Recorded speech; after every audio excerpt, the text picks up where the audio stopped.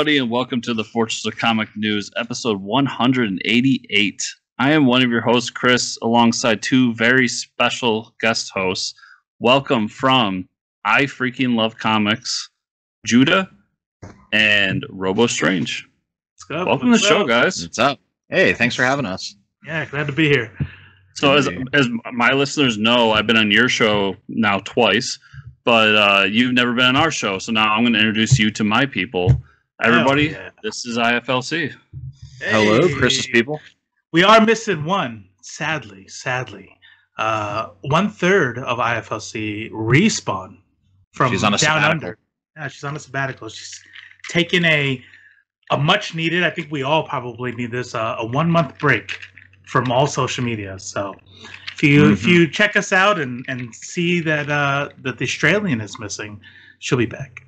I can respond to some things with an Australian accent if you guys find yourselves missing that element. So just let me know. I was wondering that to peel back the curtain. We did an interview for my book, and she was on it, and then stuff happened. We had to redo the interview, and she was not on it, and I haven't seen her since.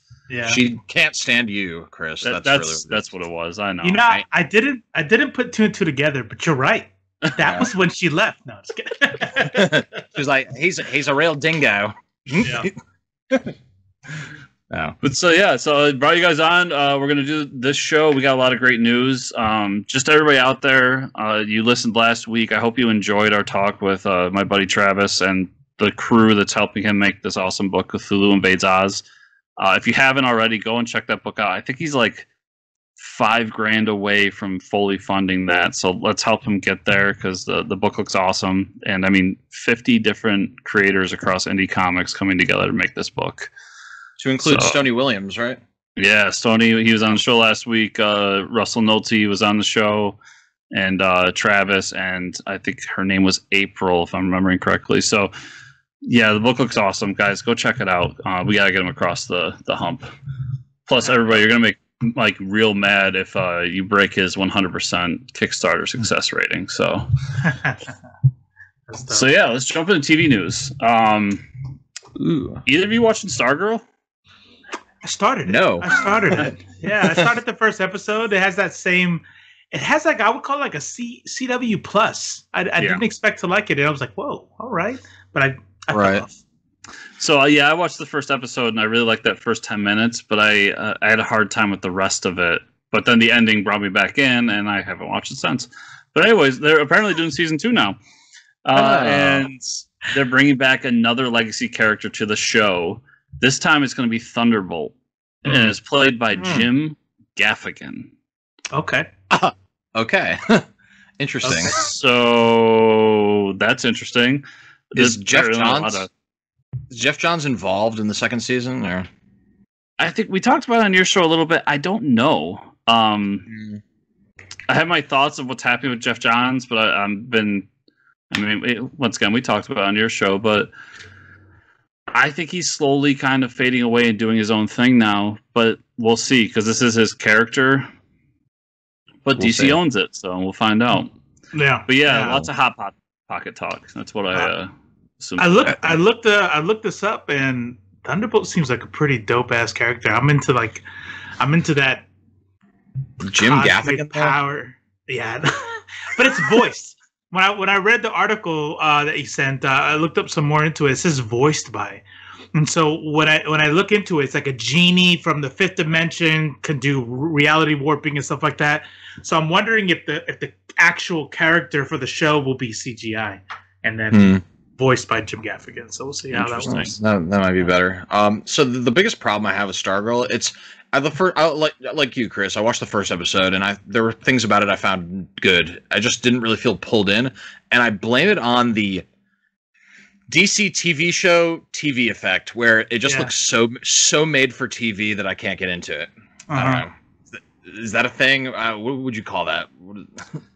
I think DC personally has slowly grinded away at me to the point where I just, unless you pull out the big guns, unless I get the Batman TV show, and no, not Gotham, a real Batman TV show. Oh God. I have a hard time really like being excited about it. Pennyworth. Yeah, because watching Flash fight a different version of Flash for 8 seasons, like it grinds at you after a while. Yeah, but this time people might die, and we don't know if they're gonna come back. So, but this time it's an alternate dimension version of Flash, and he's evil. And it turns out to be his dad's uncle. It's done. So this is just my perception, so maybe I'm way off as a medium DC fan, but I think one of the biggest differences between DC and Marvel is with Marvel, the whole supporting cast, all the characters can shine. And with DC, if it doesn't have Wonder Woman, Superman, or Batman, it just feels like these are the B-listers, or these are ancillary characters that aren't as important. And that's just the feel that I get. I don't know. What do you... Kind of, and their movies have really shown that to be the case, because like we never got anything but Superman, Batman, Wonder Woman, and yes, Aquaman. But other than that, like, what do we get? Harley Quinn movies. Okay, so a Batman movie. A Joker movie, so a Batman movie. And then nothing else. Like, Suicide Squad was what it was, but once again, it was a Harley Quinn movie. Like, they're always bouncing. It seems like when they want to get wacky, they just dance around Batman. Like, oh, here's Gotham with no Batman. Oh, here's Batman's Butler show. Oh, here's one of Batman's villains show. Oh, here's another Batman's villain. It's like, what's next? Is there going to be a show about the Batmobile? It's like, if you're going to do Batman, do Batman. It's going to be a Pimp Your Ride, but all about Batmobile. It's funny you say that, because there is going to be a Batmobile show. Is there really? No. There's a kids show coming to HBO Max that is the Batmobile. It's basically DC Cars. Stop it. If you saw the movie Cars, and it stars the Batmobile. You've got to be kidding. That can't be real. I'm 100% dead serious. Oh my god. I was kidding. DC, I was kidding. God. So sticking with DC, HBO Max, the Peacemaker series, looks like it's getting ready to shoot because it's casting some new people. Starting with Chris Conrad. Chris Conrad is going to be the character Vigilante. Are we all excited? And then Danielle Brooks is playing an unknown character named Leoto. I can't pronounce that last name. But Leota Adebayo looks like. To what I saw, it doesn't look like she's anything in DC canon. Okay. Okay. That's how you make an announcement right there. Like this show is going to live and die by the strength of John Cena and that giant ass gun. Yeah. Like that's really it. I don't think anybody really cares about Vigilante at this point. I barely know who Vigilante is, so he popped up in Arrow at one point. He's a vigilante. And he has a gun. So there you go. I don't know. I'm excited for Peacemaker, but I'm also kind of letting myself get excited for what normies are calling the Suicide Squad, but what is actually called Polka Dot Man and His Amazing Friends. I think because I trusted James Gunn more than anything, that I think that movie's going to be good, and I think he's got a plan for the show too. Okay. Maybe I'm allowing myself to get hyped. James Gunn hasn't failed yet. Yeah. Yeah. But it's still, when that DC logo pops up on my movie screen, I just get a little nervous every time. Okay, here we go. Don't suck, don't suck, don't suck, don't suck. Here we go. So getting away from DC, Disney Plus, WandaVision has a release date. So it looks like the MCU is skipping 2020 altogether, because WandaVision is the only thing with the release date, and it is going to be released January 15th, 2021. You guys excited for WandaVision? I am. Yeah. I'm excited about it. I'm nervous about the whole TV initiative, and it's not because I don't think the shows are going to be good.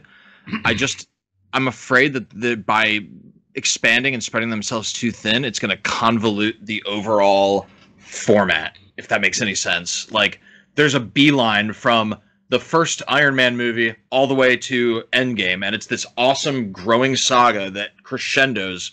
And I'm not even confident in Marvel or Disney to keep the show's universe canon, as we saw with all the Netflix shows that are not universe canon, or their failed attempt at creating an Inhumans show that just they decided they want us all to forget about. So when I see a character I love, like She-Hulk, is going to be on a show, or when I see something like WandaVision that is a cool concept, I think it's based on the Tom King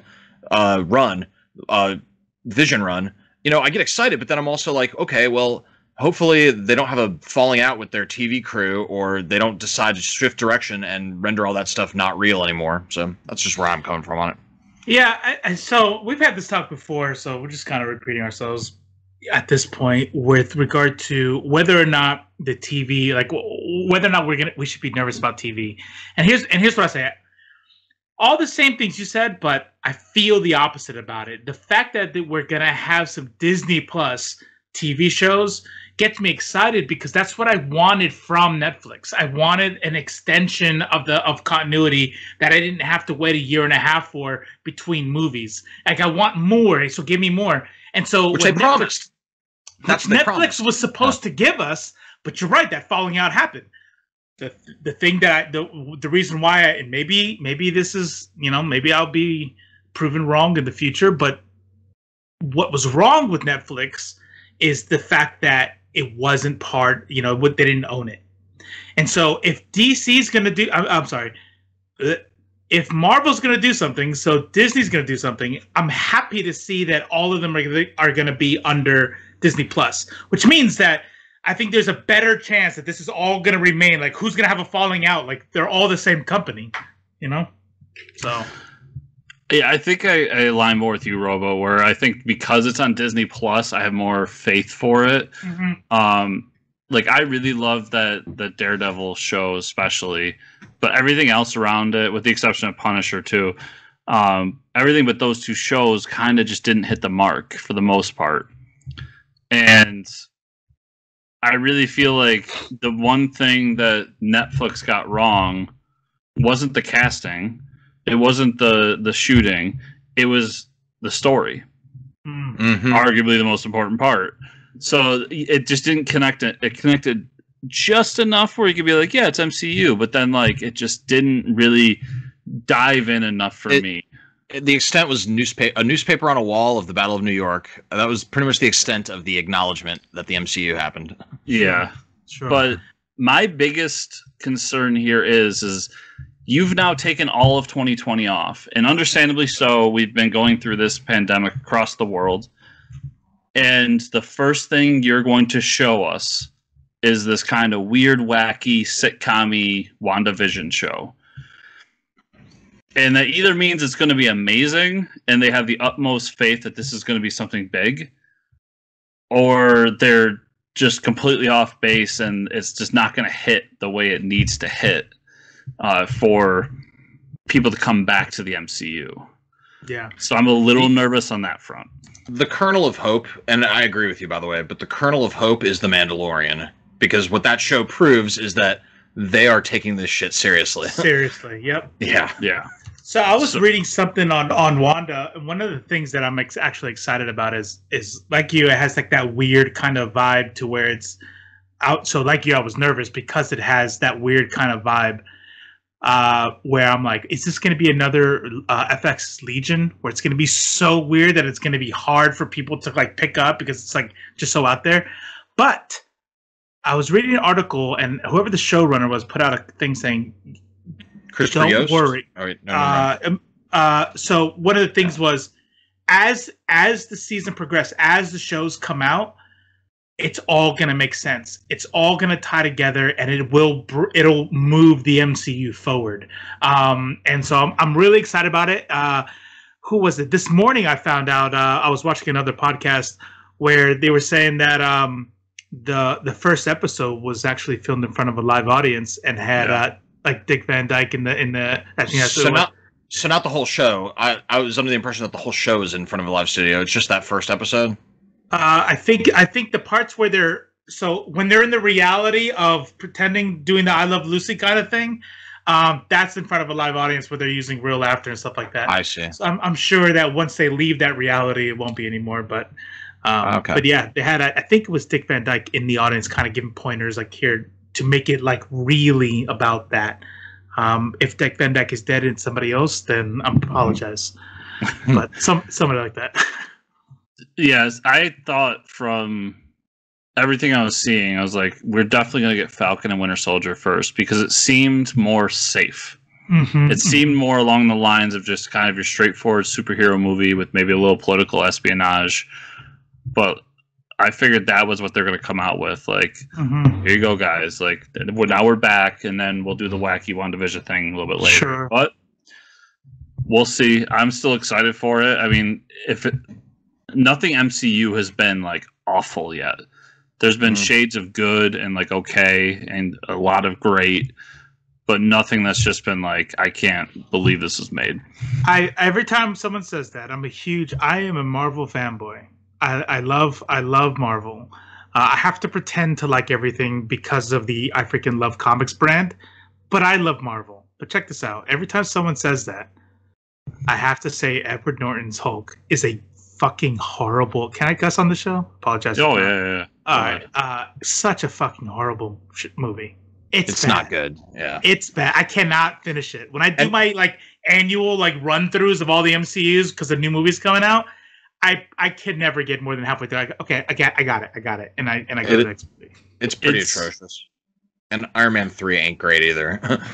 So I agree with you on Incredible Hulk. I always kind of, in my mind, I split that away because technically I can get away with this because Universal made it. Right. But, Okay, fair. and yeah, I wasn't a big fan of Iron Man 2 and 3, but they weren't like god awful. They didn't have the, what did you say?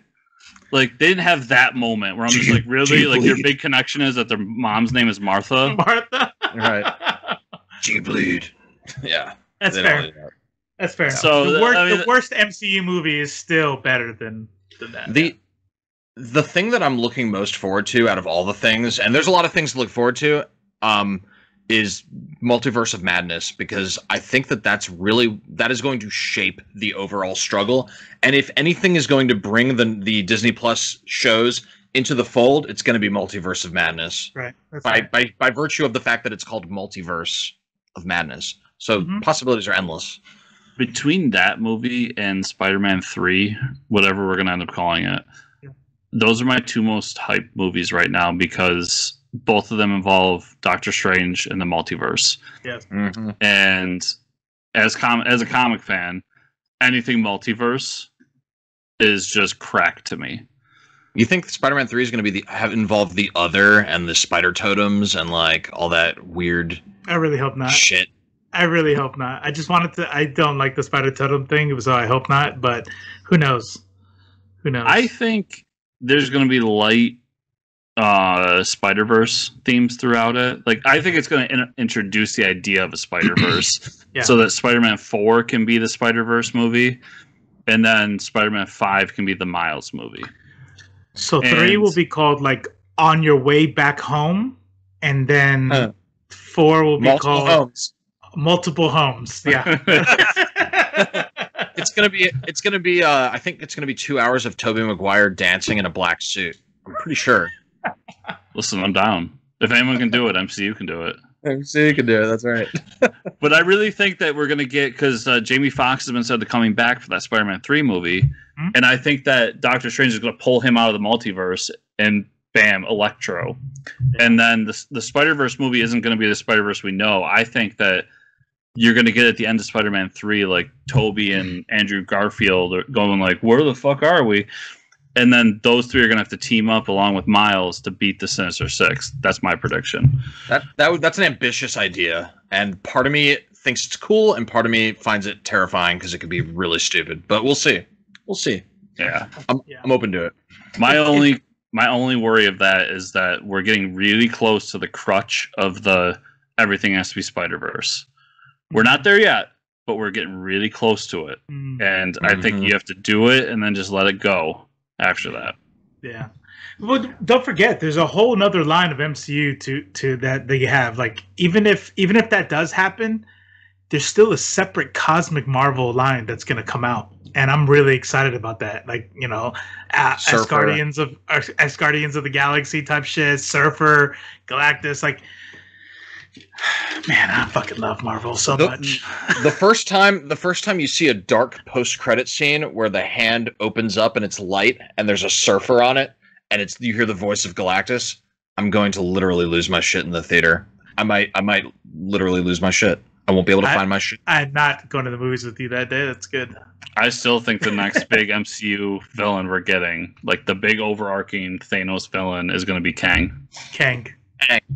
That's an interesting. I could definitely see it. I could definitely see it, and I think they laid the groundwork for it in Endgame. But as soon as you fuck with time, I'll be damned if I won't be disappointed if we have a Doomless next phase. Doom. Yeah. I think you could Doom. I just don't think he's going to be quite yet that overarching villain. I would rather Doom, but here's the deal. If you bring in Kang, it's going to be what these writers want, especially, and this will be even better for Disney Plus stuff, is to be able to mess with A, reality, or B, time. And if you have Kang, and then now, well, how do we tie up? This is contradictory. Well, timey-wimey. Which now that I'm saying that out loud, maybe wouldn't be such a great thing. Kang directly, not a lot of people know this, but Kang directly connects to En Sabanur. Because if you read the mostly forgotten Ages of Apocalypse book, that's like a 90s story about like the origins of Apocalypse. When he was first coming into his own as En Sabanur Apocalypse, Kang was there in ancient Egypt trying to take over the world. So those two stories almost coincide and sort of link together. We'll see. Yeah, it'll be interesting. I mean, there's so much I want to see. Like, I want to see a Secret Wars movie. I want to see, like, there's so much I want to see, and there's only so much time left in this life. A Secret Wars movie would be dope. That'd be very dope. So moving on to another comic property, Walking Dead. So we're getting another 6 episodes coming early next year, and they just announced that they added to the cast again. So Hillary Burton is going to play Lucille, not the Bat, right? But Negan's dead wife. So we're assuming this is all going to be in flashbacks because she's supposed to be dead. Yeah. It could be like Negan Lives. Did you end up reading that? I did. It was. I liked it. I could see where he really wants to do more Walking Dead, but he wants to do more Negan Walking Dead in that book. So, either you watching Walking Dead still? Any of the Walking Dead movies or shows? Yeah, no, hell no. It's Judah Rad's favorite show right now. He lives and dies by that TV show. Just what were you going to say, Judah? Oh, I was going to say the exact opposite of that. I was so into The Walking Dead, and then one day I was watching it, and I was like, I can't remember the last time I enjoyed an episode. This is just muscle memory at this point, watching this show, and I just quit. But the comic series is one of the best comic series ever made, so go figure. If there's more Negan, I'll watch. I'm always down for more Negan. Yeah. So I love the comic series too. I mean, I have page from the series tattooed on my body. So the show I've been an apologist for. I actually really enjoy the base show. I haven't jumped on to Fear the Walking Dead or this new one, Walking Dead World Beyond. Mm-hmm. But the base show I still kind of enjoy, even though and they're openly admitting after next season it's going to literally be the Daryl show. Didn't they kill Carl?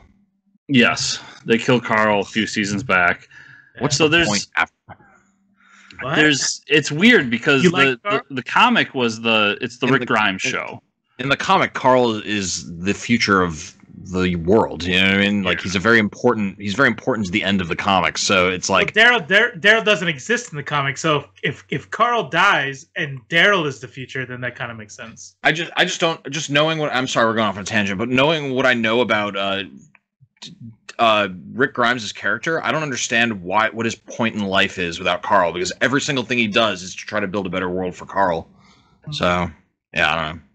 Yeah, Well, and I like the show because it's basically Earth 2 Walking Dead. So like, yeah, Carl's dead, but then his daughter is still around. Yeah. So now he doesn't right. have that connection to Carl to create a better world, but he still has something to live for, Yeah. even though he's off doing his own thing right now. But I've said forever, I thought that the comic is the Rick Grimes show. Like it's that literally ended because Rick Grimes died. And yes, we got an epilogue with how Carl was doing in the future, but the story itself was done after Rick was dead. And this one just turned into the Daryl show, and it's all about it. When he dies, the show dies. And I'm enjoying it. I just watched the season finale the other day because I realized it came out randomly because it was supposed to come out during COVID and then never did. And I thought it was a decent ending to the last season. Was it a cliffhanger? Like when you watched it, you're like, can't wait for next season. It ended that whole. It does what every Walking Dead season does. It ends the story there, so the Whisperer saga is done. Like we got our ending to that and what happened, and then it set up what was the last story arc? New World Order. I saw that they copied the costumes of those like stormtrooper like people. Yeah. So they went to go find the other colony, and the stormtrooper guys swarmed, and that was kind of like how it ended. So we're obviously going to jump. That's going to be next season, and then it's going to turn into Walking Dead Daryl and I forget the full name of it. But here's a question: as somebody who hasn't read the comics, do we ever figure out where the virus came from? Like for real? No. God, that's some lost shit right there. It's like the show. Like nobody in the show even cares. It's completely. Like, well, this was some like Game of Thrones, and I'm sorry for pulling you guys too far off, but it was like those things that you saw in Game of Thrones, where it was like, oh, I can't wait to see what this is about. And then the show ends and like didn't have any payoff. Same thing with like Lost, when they had that episode or that season where they were inside the CDC, and there was a doctor, and there's some like helicopters in the distance, and oh, we're gonna find out where this. It never pays off. Like that makes me not want to restart it even more. It's funny though because Kirkman online has thrown out like different theories.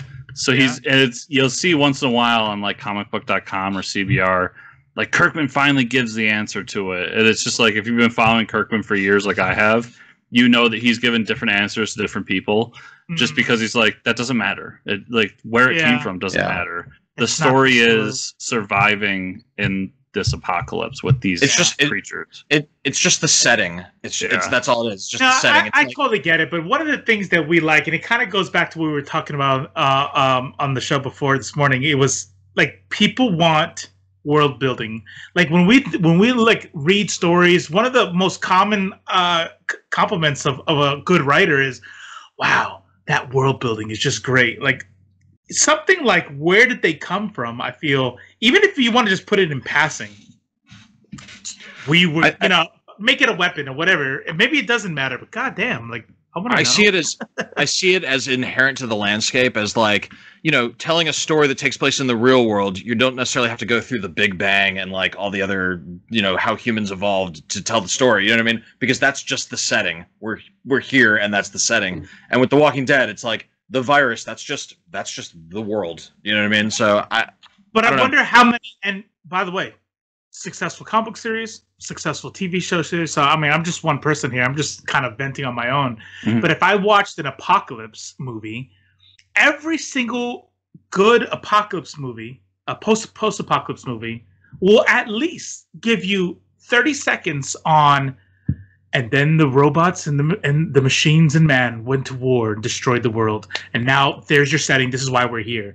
But it's like, now a virus got out. But I wouldn't have mind without the whole CDC thing. I see what you guys are saying. I see what Kirkman is saying. If you never gave me the CDC, the episodes in the CDC.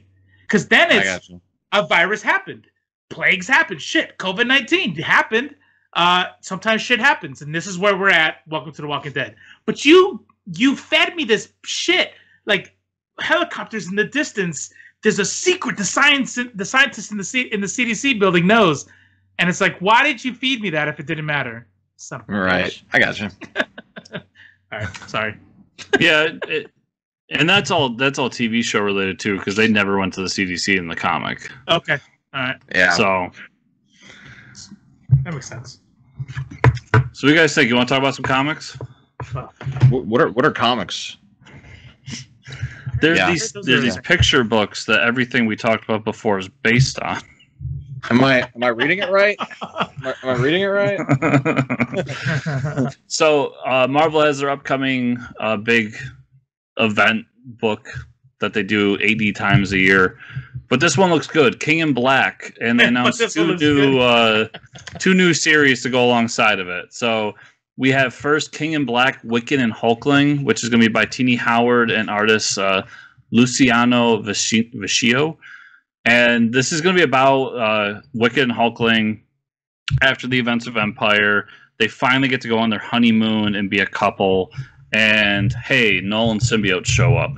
And then alongside that one, they announced King in Black Captain America from writer Danny Lore and artist Mirko Kolek. And this is boots on the ground, Steve Rogers in New York City with his longtime partners Sam Wilson and Bucky Barnes fighting some symbiotes. So, what do you guys think of King in Black, and do either of these interest you? Yes. The answer is yes. Interest me. Both of those interest me. I'm more excited for the King in Black than I have for a company-wide crossover in a while, because the way that Mr. Cates has meticulously laid the groundwork for this story, starting back with Venom #1 and even before in some ways. It's just going to be like Onslaught. It's going to be this massive event that ends up something that was only Eddie Brock's problem becomes the whole Marvel Universe's problem, and I just love that kind of cone-shaped storytelling where a little idea balloons into this massive thing that affects everybody. So I'm there for it for sure. For sure, I would say everything the same. The whole boots on the ground thing, the one thing that I'm not kind of like excited for, and I guarantee this will be a tie-in I probably skip, is the Captain America one. Captain America on the ground fighting symbiotes. It would really have to tie into something bigger, and because that's my whole draw toward the King in Black in general. Like when I read this one, and we talked about it earlier, and how the end goes, and Talos is all the symbiotes, they're not coming, and then the last ones, they're here, and it's like, this is huge. Whatever's gonna happen with Captain Avengers, Captain America, is kind of like oh, how to make it relatable, like this. No, pull out, show me the cosmic stuff, show Galactus afraid of this, afraid of Null, show this big stuff. Like whatever Captain America's gonna have to deal with is probably not gonna be big enough for me. Right. And go ahead. No, go ahead. I was gonna say, fights. One thing that I think nobody really wants to admit, and maybe I'm alone on this, is a lot of pages of fighting is kind of boring. And I know that seems like it seems like a what's the word, like an oxymoron. Like, how could fighting be boring? Like, everyone's like, yeah, fuck yeah, explosions and shit in comic books. But lots of pages, like, remember War of the Realms? There were so many pages of people fighting, elves and shit, dark elves and monsters and stuff. And it was like, yes, I get that there's a fight going on, but what makes fights cool is the drama surrounding a fight, not the actual panels of people fighting. That gets old really fast. So when you describe a Captain America thing, I could see it being just a whole comic book of bam, biff, baff, and then now they're on the roof, bam, biff, and like you could look at that and flip pages and be like, all right, where's the drama and where's the story here? That's right. So to what you said earlier, Judah, I think both DC and Marvel have done a way better job of this over the past like 5+ years. Of it's not just an event book, like Empire aside, because Empire was like just an event book that came out of nowhere, but they don't do that as much anymore. Whereas this is a lead up to years of reading Venom and what Cates has been doing through Thanos Wins and Silver Surfer to this. It's what I say about Secret Empire. I know a lot of people don't like Secret Empire, But for me, I love Secret Empire because it's an inclusion of 4 years of previous Captain America stories. Yes. Starting with what was that? What was that name of that little event where they put all the villains and like they used the cosmic cube to put all the villains in like this little like community? Yeah. I can't remember the name of it. Standoff. Yeah. Started in Standoff. So like, and that's what King in Black reminds me of, and that's what DC's been doing with Death Metal. Like that's been leading up for years as well. And so that's what makes me excited about this. The Hulkling Wiccan title, I'm not a big fan of those two characters, so I don't know if I'm going to be into that one. Sure. What I'm going to say about the Cap one is, I'm a Cap fan, so take me a grain of salt at that. But what I love about the character, and what I loved about him in Empire was this. It was the Empire story was also boots on the ground, him just fighting random things. But it's the idea that Cap can bring about unity in the worst situation and really bring people together to try to fight a common cause. And I think that's probably what we're going to see in this one is Cap bringing back everyone together and be like, we need to fight off these symbiotes because by winning this battle here, we can win the overall battle. And that pulls at me as a Cap fan. So, okay. Well, then I take back everything I said. That being said, the most excited tie-in for this, though, is going to be the Black Knight one. Have you guys heard of that one? No. So the tie-in so far, they're doing a Black Knight one, and it's going to be Black Knight fighting dragon symbiotes. Oh, okay. And then they're doing a Iron Man Doctor Doom team-up tie-in book where they have to fight a symbiote Santa Claus. That sounds amazing. Yes. Sold. Yes, Santa Claus. Symbiote Santa. There's gonna be so many symbiote Santas at San Diego Comic-Con in 2021. Oh yeah, pops, action figures, covers. Pre-order that symbiote Santa pop for sure. Have you seen the King in Black #3's cover? I don't believe so. With Thor with his hammer holding back Null. That looks dope. God damn. Yeah, this is gonna be good. This is gonna be good. So moving over to the X-Men universe, they're doing I don't know if it's a one-shot or a series. Judah, you might be able to answer this better because you're more in the X-Men guy. But X-Men Legends is the name of the book, and while they're doing a bunch of creators coming together to tell different stories to try to tie up 90s continuity, the big thing happening here is that Deadpool co-creator Fabian Nicieza is returning to the book. Nicieza. Okay. And he'll correct you. And his story in particular is going to kind of clear up the mystery behind the third Summers brother, Vulcan. Yeah, so this is going to be sort of an anthology type series. Not necessarily anthology books, I don't think. I'm not 100% sure. But it'll be like different creative team. Do you remember the X-Men Black series? Did you ever check that out? It was like each issue was almost like a different story with a different team about like various villains in the X-Men mythos. So I think it'll be kind of like that. Fabian, he's going to reattack with Vulcan, which is something that I was really curious about when I was reading HOX POX, because I was like, Vulcan is a piece of shit. Why are him and Scott buddies right now? So looking forward to them closing that loop. So if you don't mind, I want to read off CBR. This is what I read. This is what I was trying to think of before, and this is what I was excited about. When you guys said Vulcan, I was like, I thought it was something else. Check this out, real quick. One paragraph. Most X-Men fans know the Summers brother to be Cyclops. The Summers brothers to be Cyclops, Havoc, and Vulcan, three of the most powerful and cunning mutants in the Marvel Universe. However, a famous subplot from the 90s suggested these X-Men had another sibling. Yes.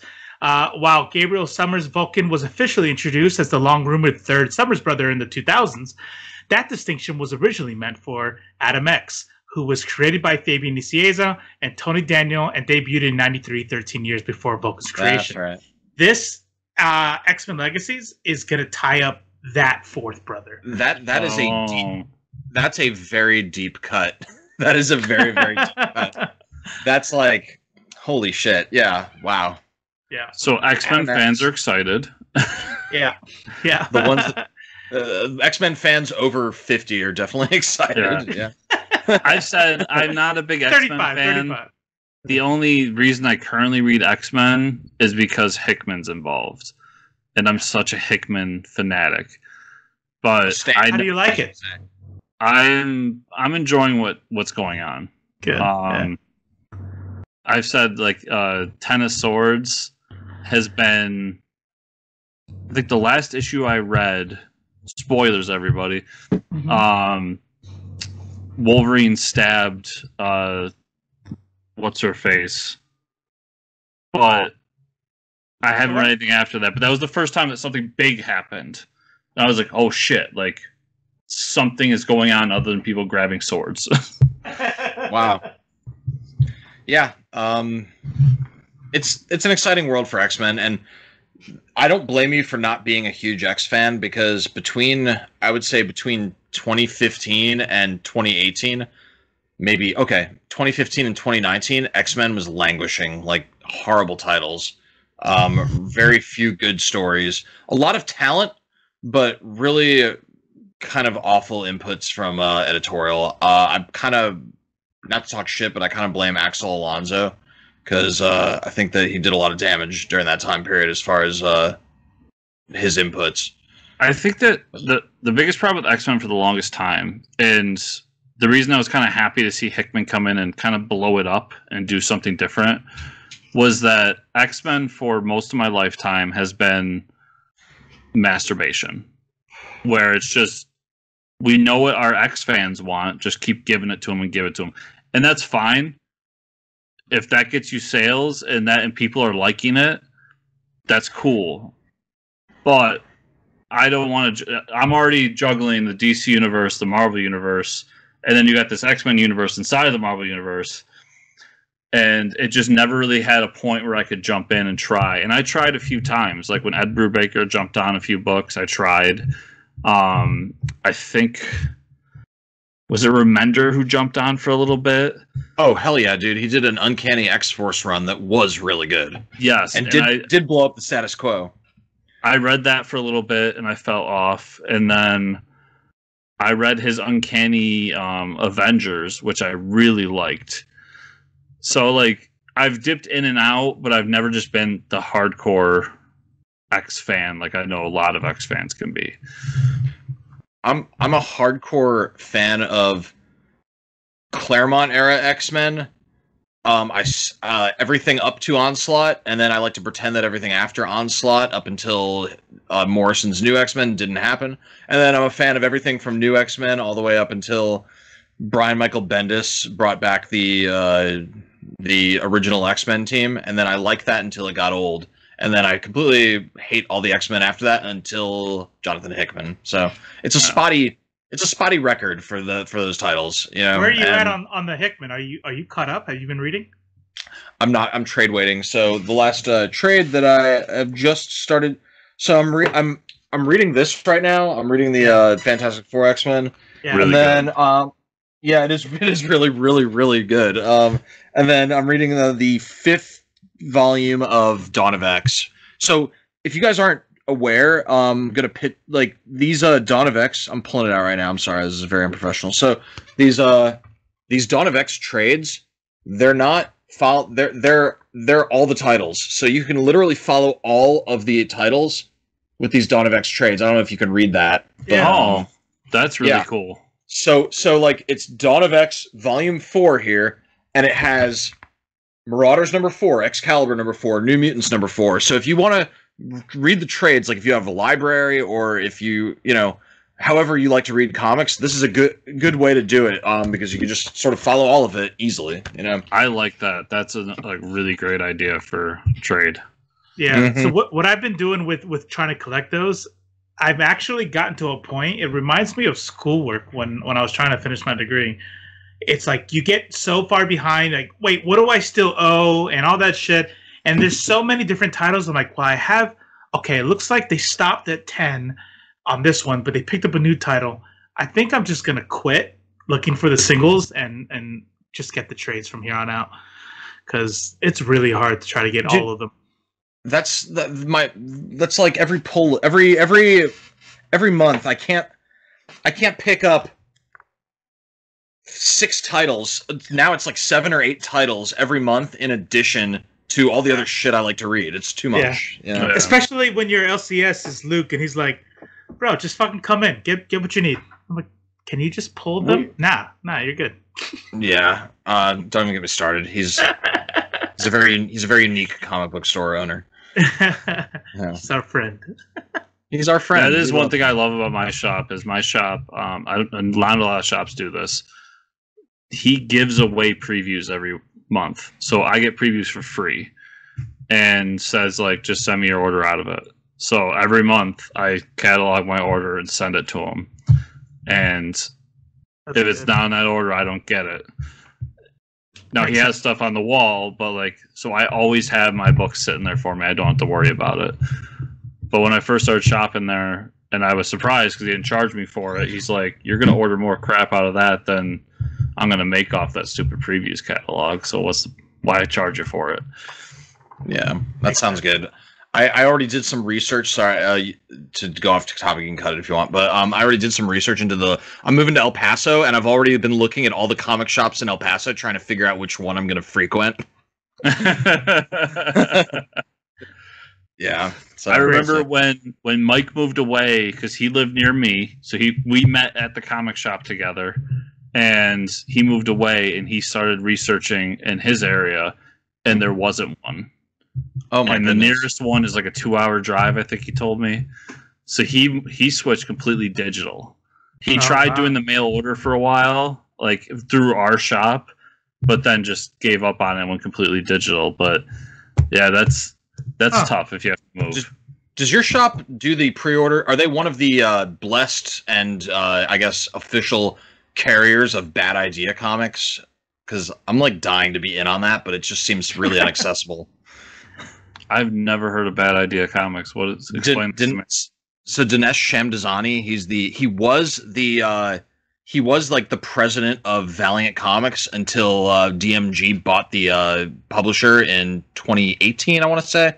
Okay. And he got edged out. They bought it, and so it was highly successful under him. He completely turned the brand around, came up with this incredibly successful and really awesome line of Valiant Comics. Then in 2018, DMG bought it. They edged Shamdasani out, and I don't know why. Nobody really knows 100% why, except the insiders, and it's kind of gossip that we haven't gotten anyone to really explain it to us yet. But he took a whole bunch of talent with him, including Joshua Dysart and Matt Kint and what's his name? The guy who's writing Hawkman right now, Venditti, Robert Venditti, and Justin Jordan. Like a bunch of the dudes that have been writing all these Valiant titles went with him. And they're starting a publisher that they've already started it, but there's a publisher called Bad Idea. They're called Bad Idea Comics. They don't produce trades. They don't produce digital. They only produce single issues, and you can only get them if you order them from special LCSs that are on their website. It's like a bad idea. It sounds like a bad idea, but that's what they're doing. The way I heard about them last time was people were complaining that there was is that one? This is a print that I got on eBay signed by Matt Kint of an upcoming title called ENIAC from Bad Idea. I don't know anything about it, but this was $20, so I had to have it. Sure. Yeah. I gotta look that up now. The one thing that got him in the news was a bunch of LCS owners that actually one over on Maui. They sent out a preview of their book to LCS owners, like in a FedEx kind of regular ass thing. Didn't have Bad Idea, didn't have logo, no sticker on it, and he said he pulled it out. He didn't know what it was, and he almost threw it away. He's like, "What the fuck is this?" And then he had to like open it to read through, and like, oh, this is from Bad Idea. This is And it's like they're like doing like no money on advertising, no money on promos. Just they have this thing called the button. Their website up until recently was just this button, and it's what it sounds like. You open their website and it's a red circle, and every time you click it, it adds to this massive counter of how many times the button's been clicked. And then the Twitter account for the button says if we get if we get 2,000 clicks today, then we'll release this preview page, you know, and like Sham Dazani is like playing along like a role-playing game. Like he's tweeting away, like the button keeps telling me that it needs to, like, it's this weird viral marketing thing centered around the button that I still don't fully understand, but this is like some weird Fight Club shit that's happening in comics, and I really want to be in on it, but it's so inaccessible, so I need to find an LCS that's going to let me pre-order these titles because I really want to be in on it. We don't accept unsolicited submissions, so don't even think about it. I'll say one. Oh, sorry, just one other detail about it. I'm not gonna mention his name, but one of a former Valiant writer that we interviewed showed us some preview pages that he wasn't supposed to show us that look really fucking awesome. So that's it. So first, I will ask my shop for you on that.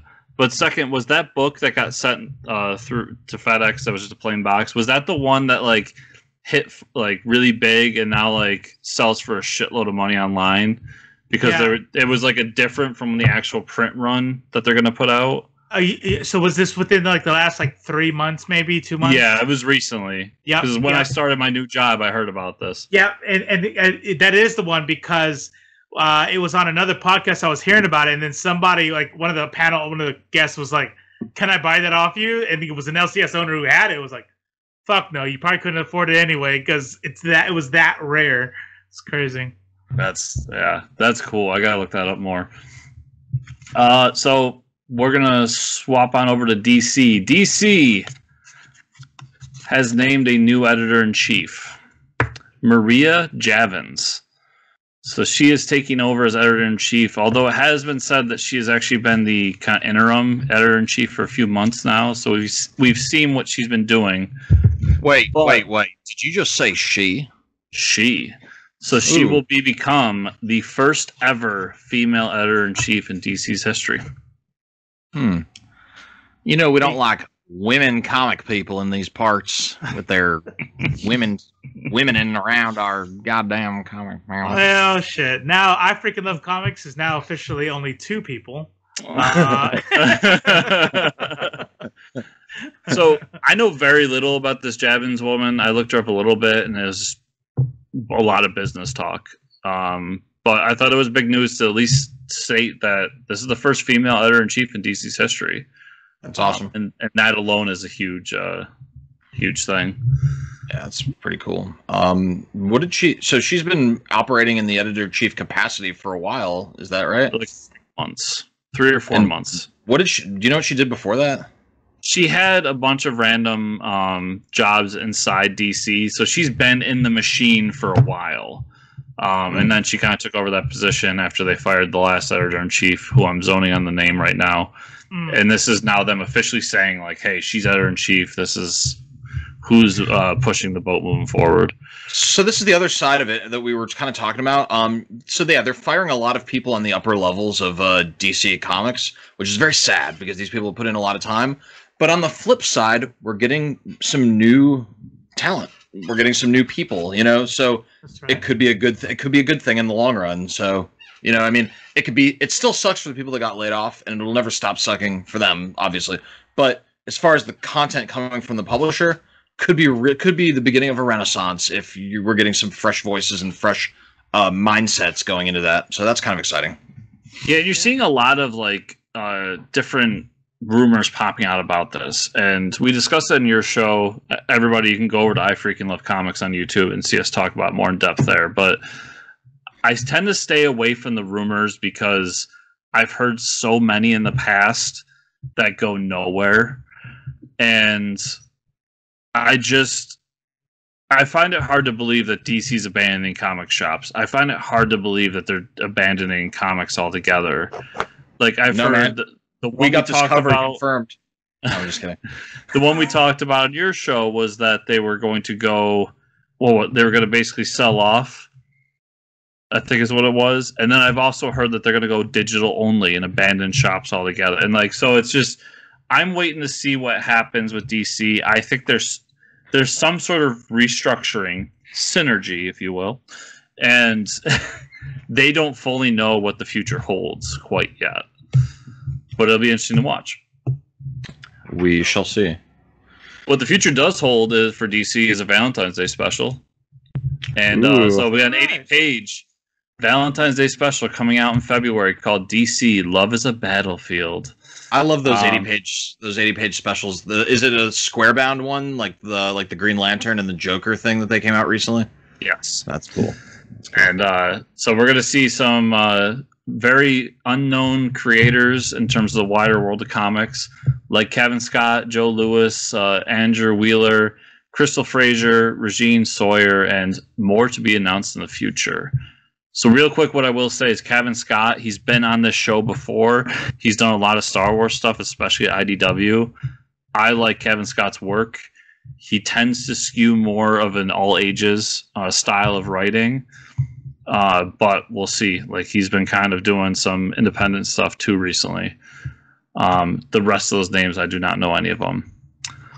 But these anthologies are where guys and gals get their start. This is where they get their chance to write a big character and possibly become, who knows, Tom King one day. They're good. The Green Lantern one was very good, and it also included what's his face? God, I'm drawing a blank. But it had some classic writers as well. In addition to like a lot of startups. So. Cool. What I noticed with those, because those are like the anniversary books, and yeah, you're gonna pull in the big writers to do stories, but a lot of these like theme anthologies, like the holiday ones, the Valentine's Day and so on, they tend to pull more of the more obscure writers, and I like those because you don't know if Joe Lewis or Crystal Frazier is going to be the next Tom King. But this is the first you're going to see them in a big capacity. Maybe someone has followed them for a while, I don't know. But for most of us, it's our first view of them. So it's their chance to step up to the plate and join the big leagues. Sure. And that's fun for me, like to find the next guy or gal. So, yeah. So, Judah, this is all you. Valiant Comics announces a new series called Savage. Savage. The series will be written by Max Bemis with art by Nathan Stockman. This series will follow the character Savage as he moves to London and becomes a viral sensation. And of course, then dinosaurs attack the city. Yeah. So Savage is Valiant trying to create a new Turok since they don't own the rights to Turok. So I'm not saying it's going to be exactly like Turok or even anything like Turok, but that's what they're going for. They want someone that hunts dinosaurs. They want a dinosaur hunter because they will never get the rights. As far as, I mean, never say never, but they're probably not going to get the rights back to Turok anytime in the foreseeable future. Right. So, yeah, I'm pretty excited about this, and they've been pushing it pretty hard, and I think that they need a win right now because they've had some struggles, especially among the core fan base. A lot of people have not been crazy about the work that's been coming out, and they're about to do their new Harbinger series as well. Like, they're really about to pull all the stops with their new Shadow Man, their new Harbinger, and then this Savage series, and the Final Witness that still hasn't come out yet. Like, they're about to come out the gate swinging, you know. Yeah. But they need these to be wins. This is a very important time for them to come up with some good shit. So I expect it to not be a phoned in comic book. I expect it to be pretty good. Valiant is definitely one of those slept on kind of series that like everybody's heard of them. They're not unknown, but how they don't blow up is mind boggling. Especially when it comes like, so I read Harbinger. I'm reading all these other ones that are coming out, especially as we got a pretty close relationship with the marketing marketing director. Yeah. So what great stories. So anything that's ever announced out of Valiant, I'm automatically excited for, and I can't wait for them to really blow up. I think they're struggling to find their audience because I think Big Two fans are not interested in a third publisher. I think that Big Two fans are super invested in the Big Two, and I think there's a whole world of people who love superheroes that want things that are other than the Big Two. They just don't really know where to find it. Right. And then the other thing is, I think it's there's a branding issue because Valiant's been branded as the alternative superhero universe to Marvel and DC, but as Robo probably would agree with me after reading Harbinger, it's not really a superhero universe. It's a universe where crazy shit happens, but these aren't necessarily superheroes. This isn't cape tights fighting bad guys. These are complex stories. This is all the complex nuance from X-Men without any of the I don't want to say silly, but any of the spectacle. You know what I mean? It's not. You're not going to get Storm flying there with like her awesome thing fighting bad guys. You're going to get all of the messy, complex human issues associated with the X-Men with like Harbinger, but like it's all dark. It's all, and I don't mean dark as in like, ooh, there's a skeleton looking dude, or oh, there's Null, like this monstrous dark thing, you know? It's dark as in like this main character did some really horrible things and he's trying to redeem himself, or survived the bomb of the Hiroshima bombing. Right. This bad guy does a lot of things that I agree with, you know what I mean? Or like this dude. So I'll give you an example, man. You got Exo Manowar, who went off. He was I'm trying to make this fast. I'm not going to be too long, but he's a Visigoth. He's fighting the Romans. His tribe's getting wiped out, and then aliens abduct him and turn him into a slave in space. He escapes from the aliens, takes this armor that only bonds to the Chosen One, kind of like Thor's hammer, and he kills all those aliens. He flies back to Earth, and it's the fucking modern era because thousands of years have passed while he was in space. And he tries to retake Romania, where his people are from, but now there's a country there, and they're like, who the fuck is this guy? But he's killing people because he thinks they're invaders that took over his land. So it's like, he's not a bad guy, but he's doing some pretty unforgivably bad things by killing random people that didn't do anything wrong to him. But he's in his mind, they like killed his tribe and took his land. So it's like, it's messy. It's messy shit that does not fit, would never play out in Marvel and DC, but it's still very interesting and good. That I think they just need to find their audience. That's it. So I've talked to some fans in real life that go to the shop, and then the owner who's had conversations with Valiant themselves, and it seems like for a while there they were really hitting their stride and doing something great under, I forget the dude's name already, but we talked about him earlier. And then they got bought out, and this new company kind of doesn't know what to do with them, it seems like. They're treating it like an IP farm. They're trying to treat it like an IP farm. And they went from putting out quite a few books every month to, I think they're down to 2 a month, last I checked. And yeah, now it seems like they're kind of getting their stuff together. They got more books ready. And then this one in particular, like, I like Max Bemis. I like his Moon Knight run. Nathan Stockman, I checked out his art. His art looks fantastic. And I like the idea, so I'll probably check this one out to be the first like Valiant book I've purchased in floppy format. Ooh. And I think they need to figure their shit out and really get themselves out there into the shops, because what I've heard is that the stories have been kind of not what they were a couple of years ago before the merger. And there's just not as many books to really create what seems like an overall universe in these past couple of years. The biggest complaint I've heard is that after the merger, they've sort of backed away from their they had a huge world building. You want to talk world building? They built piece by piece this massive universe with unresolved stories, and then they took that universe with all these unresolved stories that had an end in sight, and they backed away from it, and now they're telling these kind of short minis that do not contribute to the overall continuity, and almost like they're the Bloodshot run is very self-contained. It's still good, but it's very self-contained. They've become very self-contained with their individual titles, and I think people want to see a world build. They want to see all this shit crescendo again. So we'll see what happens. So best of luck to them.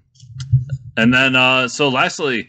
So, this is funny because I went on a rant last week about Jeff Johns, but Jeff Johns and Gary Frank are reuniting for a new comic series at Sorry, go ahead. Image Comics. The series title is titled Geiger, and it is about a post-apocalyptic world after the nuclear holocaust where people scavenge to survive, and there we meet our protagonist, Meltdown Man, a.k.a. Joe Glow, a.k.a. Geiger. Let's just give them all the cool names. Yeah. I mean, I'm excited for this because I think that this is our first test. This is our first chance to see Jeff Johns and Gary Frank really shine without any restrictions. This is an unrestricted, unrestrained Jeff Johns, and it could get really wacky. So that's kind of exciting. Yeah. I think, who knows what to expect from the book itself, but if they don't tell me why there was how the apocalypse came to be, I'm going to be very upset now. Good callback. So I went on a rant on this show last week that I was done with Jeff Johns. He's getting no more chances. This, that. That said, I'm going to buy this book because that rant was mostly for DC stuff. I never in a million years expected him to go and do something at Image Comics or anywhere other than DC for that. So I'll give it a shot. We'll see if it's editorial that was the problem. We'll see if it was, Jeff Johns. If I'm more interested in the story around this. Like, I really think that Jeff Johns is pushed out of DC, is slowly being pushed out of DC, and that we will no longer see him as kind of an integral part of their future. And I think this is him really putting his foot out there and saying, like, well, I am Jeff Johns, and he is Gary Frank. Do we need DC to sell a book? And we'll find out. You're never going to get the purest form of a creative team when they're working for the big two, because no matter how great the creator is, Jonathan Hickman, Brian Michael Bendis, it could be Rick Remender, whoever it is, no matter how much of a genius they are, they're collaborating. They're always going to be collaborating with a bunch of nameless, faceless people in suits that look at algorithms and surveys and make creative decisions based on what's trending. You know what I mean? So there's always going to be that factor, no matter what. It's always going to affect. We had a conversation with Cullen Bunn. Is one of the funniest conversations we've had on the show, because he was talking about he had to make a script for The Sixth Gun, and the studio kept coming back to him and saying, like, "Hey, can you make the story involve treasure? Kids love treasure."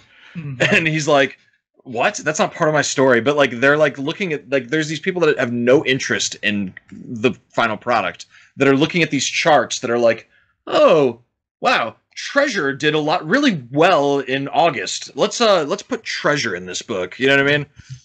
So it's like, that's always gonna be a factor. Unrestrained Jeff Johns is gonna be a whole different animal that we've never seen before. Yeah. It could be awesome. Yeah. So you guys have probably had this experience too, since you interview creators much like we do, where we have conversations with them after the interview, and it's just the two of us or the three of us sitting around chatting. And I love when I hear what you're saying, but like they get the script back with notes, and I was like, well, this character wouldn't do this. And then the guy's like, I created the character. That's right. I'll tell you what that character will and won't do because I created them. Those are my favorite. Yeah, that is funny. But I'll check out this book. We'll definitely be talking about it on the show. And it's a brave new world. Jeff Johns at Image Comics. Oh yeah. So guys, I'll make time for it in between episodes of Batmobile. Shit. I gotta send you that after we're done recording. Yeah. So guys, we always end the show by talking about what we read this week. What are you guys reading currently? Bad Mother, crossover, heavy metal magazine, and I'm going back and reading New 52 Batman by Scott Snyder. Oh yeah. And I'm enjoying all of those things right now, especially Bad Mother, which surprised me with how badass it is. It's like Taken with a mother. And heavy metal, like I don't read heavy metal, and I don't know how many of our fans are aware of heavy metal. Give the pitch on heavy metal. Like, what is heavy metal? Oh man, thank you so much for asking that. That's one of my favorite questions I've ever gotten on YouTube. So, this square-bound book used to come out every season, like every 3 months, and now it's coming out monthly, and it is an anthology comic written by a mixture of well-knowns and unknowns. And it's like fantasy, sci-fi, action, humor, erotica, everything and anything that you could ever think would become from a comic book is in heavy metal. It's a series of like, I don't know, like think 5 to 6 page vignettes, sometimes a little bit longer. And some of them are serialized, some of them aren't. So some of them you can expect to be in the next issue, some of them won't be. But it's just a bastion of unrestricted creativity. It's like the Wild West of comics. If you're still looking for something new that you've never heard of, that nobody even cares if it sells or not, it's in heavy metal. So it's weird. It's awesome. I definitely recommend it. And you get a lot of bang for your buck because you're paying $14 for like 20 comic books. So is there like one overarching like main story, or is this solely just anthology? Nothing. If there was one, I would say it was Tarna. So there really isn't. It's not for people. Don't read it for that. Once in a while, there's a story where part 2 is in the next issue, but there's no overarching story for heavy metal. It's just an anthology magazine. However, there's a character called Tarna from the heavy metal movie. I don't know if you guys ever watched the 1980, I think 86 heavy metal movie. It's your one-way ticket to midnight. Yeah, with the Sammy Hagar theme song. But yeah, there's a overarching story in that culminates in this like character called Tarna, and she's the woman that you see with a sword and a metal bikini riding a fucking dragon. And they have tried to continue her. Like there's actually a currently running kind of serial in the heavy metal magazine following Tarna, and then Alex DeCampi, back when Kevin Eastman was the publisher of heavy metal, did a 4-issue Tarna run. So that's about as close as you get to an overarching identity to heavy metal. Besides that, it's just random shit. There's a lot of nudity. There's a lot of both male and female nudity, and there's a lot of sexual stuff, but there's also a lot of non-sexual stuff. There's a lot of sci-fi, high concept. There's some really, really crude humor type stuff that you might have seen like back in like the 1920s, like kind of just like filthy little drawings, you know what I mean? But then there's also like some really cool post-apocalyptic stuff. There's action, combat, murder, mystery, horror. Always going to be horror. It's like a whole remember Tower Records in the 90s and like the early 2000s? It's like a whole magazine of Tower Records from the early 2000s of just, you don't know what you're going to find, whether it's someone with a sword chopping someone up or like weird erotica stuff, you know? So I was trying to go with a page here with like great art, and that's what I really like about heavy metal. Like I only just bought this one. I never read it before. Judah was like had this like heartbroken face every time we'd go to the shop together, and then I didn't pick it up. He's like, "Oh, you don't want to try this one?" I'm like, "Yeah, maybe next time." And then he would like have this like his eyes would glass over. So I bought it. One, two, and yeah, just one.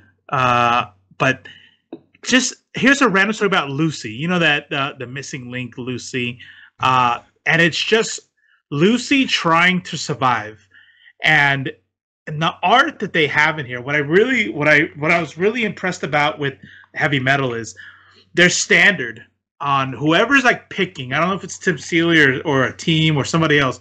Whoever's picking who the artists are and the writing. They have a very high bar, and I haven't read anything so far in 301 that I would say is like, what is this? This is dumb. It's really badass stuff. It's crazy. So you may or may not know this answer, but I'll ask anyways. We talked about last week the prequel to the Night of the Living Dead comic coming to heavy metal. Do some of these stories like ever make their way into like? Is there enough to make like a trade later on, or are they very like quick one and done? So they do have trades. There's this hardcover. It's 20 years of heavy metal where they just compile some of the best stories, and I think it's a really good starting place for people who just want to get a feel for what it's like. But right now, in addition, and this is always hard to explain. So they have the anthology series coming out monthly, but they also have skinny floppies that are $2.99 that are stories from the anthologies that they're publishing as separate if you just want to follow that one story. And they're doing it with 2 stories right now.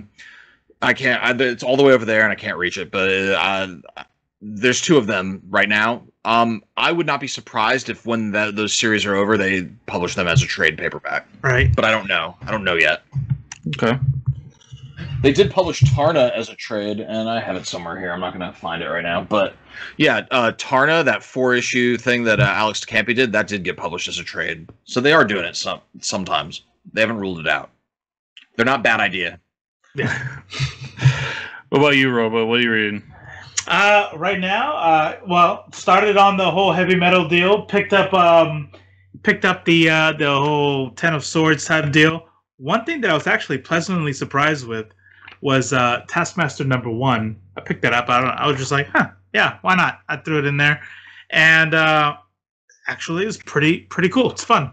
Nothing crazy. I also picked up Volume 1 of Hack Slash, the Omnibus, right before jumping on Twitter and fucking finding out that there's a Kickstarter for a hardcover. What can you do? Trying to catch up on Dawn of X, sitting down when I can. So figure out a way to balance out getting ready to move. That's why I'm sitting in my daughter's old room. She doesn't even live here anymore. I'm sitting in my daughter's old room because the house is starting to get packed up and ready to move to old Georgia. So video games, moving, and then I freaking love comics. Oh, you're both moving. Yeah. So I'll go through mine real quick. I read Marvel Zombies Resurrection #4. It ends the whole story. We get a kind of conclusion to what the Galactus hive mind is, and we get the answer to what Franklin is in this new world. Is it Kirkman? No, it is Philip Kennedy Johnson doing it. Philip Kennedy Johnson is a guy that I think is going to be a superstar in the next 2 or 3 years. Like, I love his work. Everything he does, I've just been really enjoying. He sets up a second volume of this, so we'll see if we get it. But I really enjoyed this series. One that I'll jump on real quick, but we'll probably go more in depth with it next week with Mike, is Dark Knight's Death Metal Infinite Hour Extreme with 3 X's, everybody. That's how you know it's extreme. #1. And this is like a bunch of stories about what Lobo is doing in the whole death metal universe. Like I said, we'll go more in depth on that next week, but I did enjoy it, even though it ggets a little too Lobo-y for me. Too Lobo-y.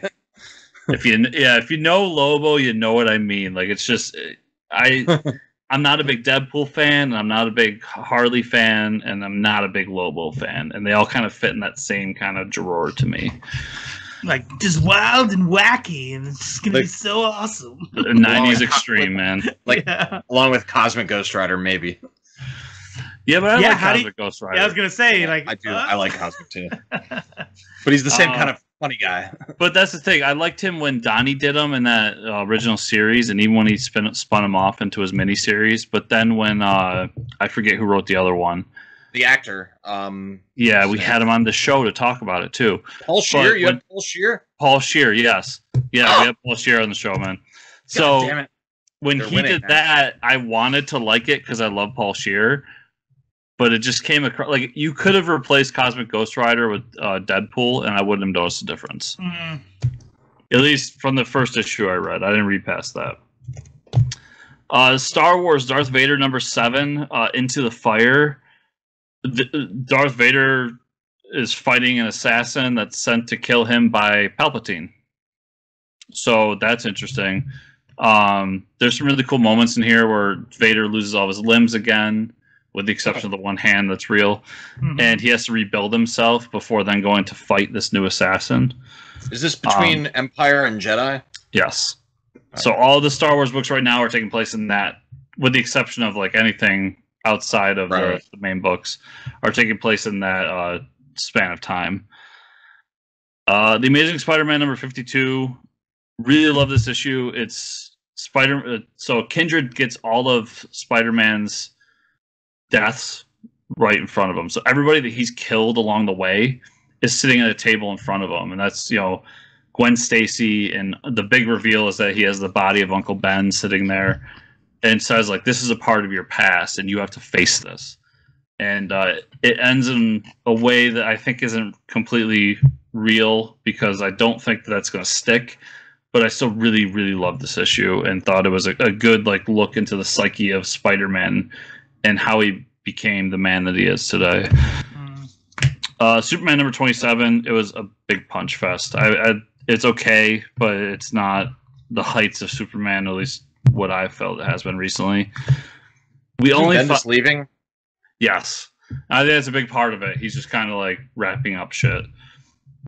And also, I think he's more focused on Legion of Superheroes. Because if you listen or if you read Legion of Superheroes, I think it's a much better book than anything else he's doing. What do you think about Bendis Superman overall? I've heard such, like, some people love it and some people despise it. I've heard very little, like, ambivalence about it. Then you're going to hear your first, because I think it has peaks and valleys. Because right now, like, I'm not really enjoying Superman, but I'm loving Action Comics. So I think it weaves in and out and crests and falls constantly. But I think as a whole, this whole move to DC has been what Bendis needed creatively. He was kind of getting stagnant there for a while. Yeah. We only find them when they're dead. Number 3. We have our main cast in the autopsy ship, and they're being chased by basically a space cop.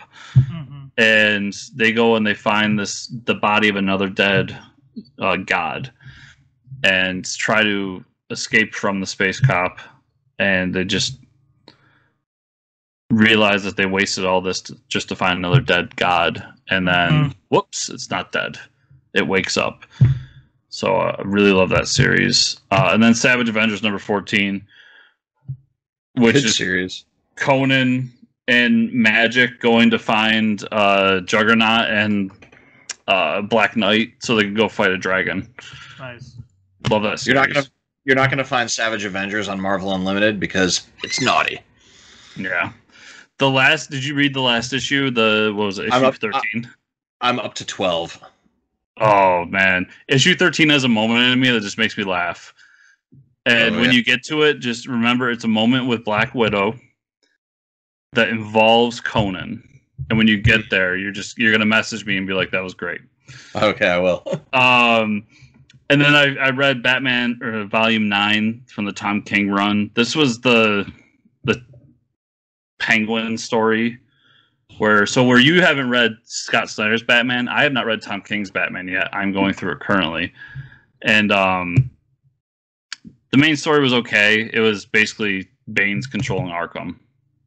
And Batman's trying to figure it out, but Bane's making him look insane by doing so. And then there's a backup story from Tom Taylor that's about Alfred and how he's basically the father of Bruce growing up.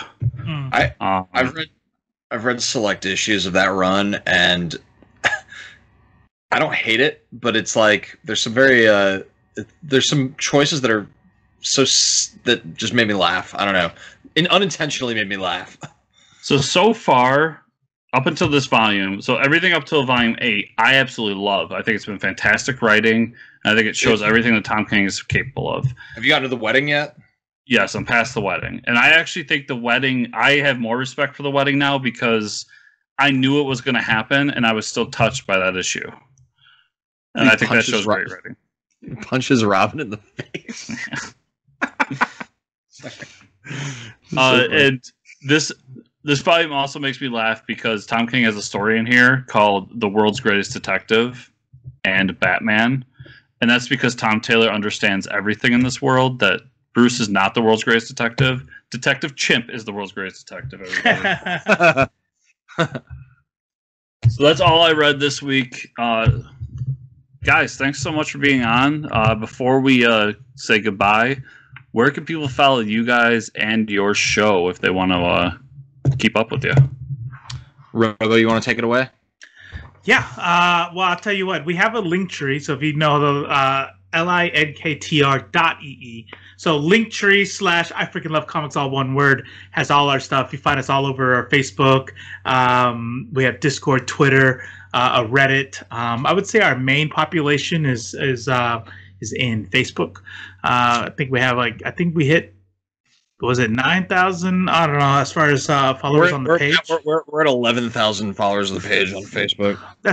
So if that's where most of our stuff is. But we also have a Discord, which this show has a room in. Sorry, that's my dog hacking in the background. Apologize. But yeah, so we have that. We do a live show every 2 p.m. Pacific on Saturdays. We do a live show called Live from the Apocalypse. Chill out, dog. And then yours truly has a Twitch channel that I just started where I'm streaming horror games. You can find me at the Robo Strange, _Robo_Strange, and of course, I Freaking Love Comics has IG, all that stuff. Anyways, check out the link tree, check out Twitch, and that's where you'll find us. If you like these guys, you'll like us too, because we're similar. Yeah, we all get along real well. We all get along really well. We tell each other deep, dark secrets that you'll never know about. I'll pitch your deal too for you.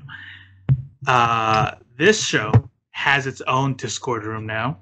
If you're fans of the show, even if you don't like anybody else in the server, just hang out in the show. There, Chris has mod rights for that room. Go into that room, bullshit about stuff that was talked about on the show, and we have that. Yeah, so I've been really bad about pitching that to people, and I figured having you guys on was the best time to talk about it. We have teamed up with these guys over I Freaking Love Comics, and we're doing something over in Discord. So if you want to talk comics with like-minded people, how many different shows do we have in that whole little network now? Are we at 5? Right now it's 3, I think. 3? Go ahead. Not Near Mint, us, you guys, and Mike, who he doesn't have his own room yet, but he's in the community, and I think he's gonna live stream with us next week, so we could talk to him more about it in person. Yeah. Not everybody in the circle is gonna have a room. It's mainly for people who don't already have their Discord server. So Mike has his own Discord server. He has a more successful Discord than us. So so yeah, he's not gonna have a room. But yeah, we'll people on that server in that circle, we're gonna kind of come together and share info on guests that we have and jump on each other's shows and help promote and build this comic book community. The whole comic book YouTube stuff is a small crowd, and it's definitely more than just Comics Explained and Comic Storian. There's more of us out there, so we're gonna try to get that word out.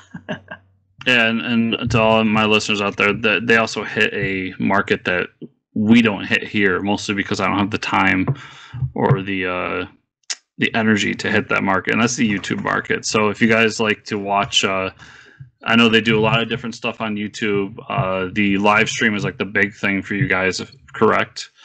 Mm-hmm. Yeah, that's the thing we do the most often. But I would say you think Judah like the interviews really, huh? I think you can go down a rabbit hole because we've interviewed Kevin Eastman, we've interviewed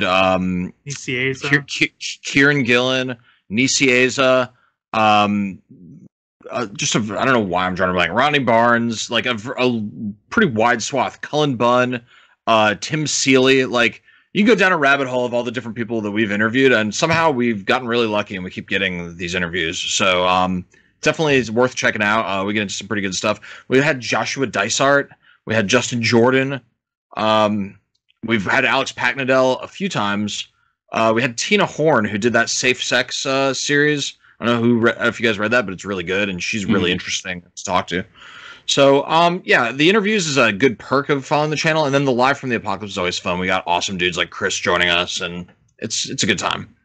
Yeah, and what's great, everybody, is that you heard a few similar or familiar names based on our show, like Kevin Eastman, like Cullen Bunn, but there was also some in there that we have not been able to get a hold of yet. So they're hitting similar guests as us, but at the same time also way different ones, and vice versa. Like we've hit some that you don't. So check them out. They're really cool guys, and they got a good show. Everybody, if you want to follow me, remember chrisrunt.com, last name rundt.com, and that's where all my writing stuff is. You can check it out there. And if you want to follow the show, fortresscomicnews.com. Everything we do right there on that website. And me on Twitter is @FortressChris. I haven't been doing a lot of Twitch, so we'll skip that. But if you guys go to your podcatchers, 5-star reviews, they're super important. I see we gotten a few new ones recently, and I'm very appreciative of them. But go there, 5 stars. On the YouTubes, like, subscribe, share, comment down below. And if you want to go that extra mile, we have the Patreon at patreon.com/FortressComicNews. You can get the Bat Friends podcast 3 days early, actually. And if you go there, we set some new goals. So recently, Mike and I had talked. We're going to do, if we hit certain goals, supplementary podcasts to this that will be exclusive to Patreon. We've talked about doing a Seinfeld podcast that will be first on Patreon. I would love to Joe and participate in that. Yeah. And Joe and I have talked, and we want to do Spider-Man the Animated Series as a Bat Friends-esque style podcast. But those only happen if you guys go over to Patreon and support us there. So if you want to see those become real, go over there, throw us $1 or whatever you have, and one day maybe we can make that happen. Thank you all so much for listening. Thank you guys for being on the show this week. I really appreciate it. Hey, thank you, Chris. We will see you all next week. See ya. Peace.